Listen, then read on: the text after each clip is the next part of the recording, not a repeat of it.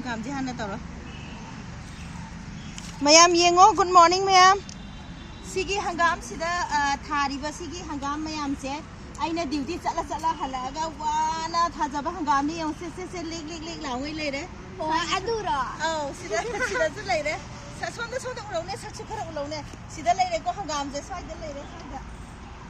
da lao asai se yana ni ben ko khre me ti si tai ko long pujar latest amubi mana ayya ko la ayya singju horen singju sabi se mayam sina mayam na sabe latest tu na kaino ne ba khogi asang ba ne ba mata ta kitang kha lo adu ai uchera ke mayam da sina ne mayam tu kaino color gi brown color gi ne si jo horen si je mubang oina tong jara age